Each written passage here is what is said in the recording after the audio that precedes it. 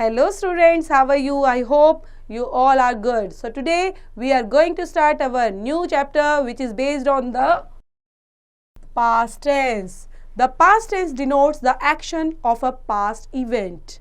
Past tense is used to express an action which is over now. They gave us a beautiful room to stay. To express a habitual action of the past, we all took new clothes on Diwali. तो यहाँ पर बात हो रही है past tense हमारा denote करता है ऐसे एक्शन को जो पास्ट इवेंट को शो करता है, और यही यूज होता है किन किन चीज़ों के लिए करता है एक्शन को express which is over now, जो खत्म हो चुका है, और ऐसे एक्शन को एक्सप्रेस करता है जो हमारा हैबिचुअल एक्शन है, लेकिन हैबिचुअल कब है, वो हमारा पास्ट में हैबिचुअल है. So forms of the past tense. Form of the past tense. Simple past tense. It is used. Simple past tense. It is used to express custom or habitual action in past. They had their breakfast. To express an action that took place in past time, we visited his grave. So यहाँ पे भी हम differentiate करके पढ़ने वाले बच्चे past tense को भी टेंसेस सेम ही रहते हैं, लेकिन उनको डिफ्रेंशिएट करके पढ़ना सेंटेंसेस के अंदर वो सेम रहता है. सेंटेंसेस हमारे सेम ही होते हैं, वही affirmative, negative and interrogative sentences. Affirmative का एक एग्जांपल है we went to London. Negative he did not meet me yesterday. Interrogative did he play with the doll. Okay, तो आपने देखा यहाँ पर पास्ट टेंस में हमने तीनों सेंटेंस को कैसे यूज किया. Next is past continuous tense. Past continuous tense के लिए it is used to express the habit that was precedent in the past. She was regularly buying something for his old parents. To express an action of the past, I was singing a song. To form a clause, I was writing when he came. तो यहाँ पर use किस base पर, जो express कर रहा है habit को, लेकिन वो हैबिट कब की है, पास्ट टाइम की है ना. पास्ट कैसे, उसे regularly buying something for his old parents, है ना, वो खरीदता ही था और लेता ही रहता था अपने ओल्ड पेरेंट्स से, तो ये उसकी हैबिट को शो कर रहा है. और यहाँ पे एक्शन जो पास्ट को क्या कर रहा है, एक्शन पास्ट में I was singing a song, मैं गाता था, है ना, तो वहां के लिए यूज हो रहा है. और क्लोज के लिए यूज होता है कि मैं जब लिख रहा था तब वह आया, तो I was writing when he came. अब ये सेंटेंस के अंदर यूज करते हैं बच्चे. First is affirmative sentence. Affirmative sentence, the women were swing the cloth. जो वुमेन है वो क्या कर रही है, वो क्लोथ को स्विंग कर रही है. तो यहाँ पे इसलिए सी यूज ना, स्यू वर्ड यूज हुआ है क्योंकि, और उसके साथ ING भी हमने यूज किया है क्योंकि इन किसी भी प्रेजेंट कंटिन्यूअस, पास्ट कंटिन्यूअस और फ्यूचर कंटिन्यूअस में हम कंटिन्यू को शो करने के लिए फर्स्ट फॉर्म के साथ V1 के साथ always we have to use ING.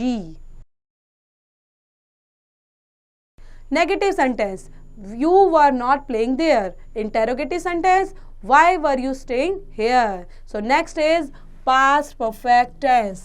Past perfect tense कहाँ पे use होता है, it is used for as a part of the present perfect, especially in the indirect speech. My mother said that she had made delicious meal.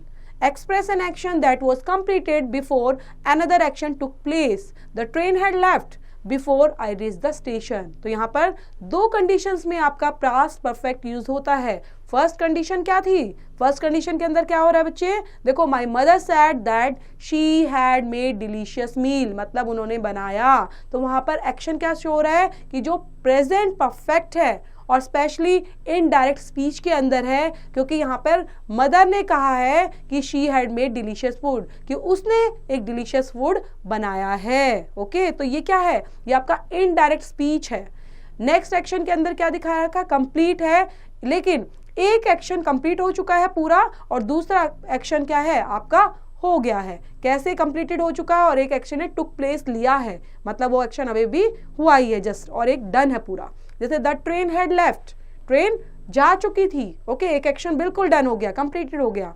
लेकिन I reached the station, जब मैं station पर पहुंचने से पहले, मेरे स्टेशन पहुंचने से पहले एक काम आपका डन था, वो था train had left. So in sentences, affirmative sentence, negative and interrogative. I had finished my work before you arrived. We had not done it. Had she done it. Next is past perfect continuous tense. Past perfect continuous tense is used to show an action that began before a certain point in the past and continued up to that time. अब यहाँ पे past perfect continuous कब use होता है बेटे? To show an action that began before a certain point. Okay, किसी point से, एक पर्टिकुलर पॉइंट से वो स्टार्ट हुआ पास्ट टाइम में और अभी भी वो continued up to that time तक है.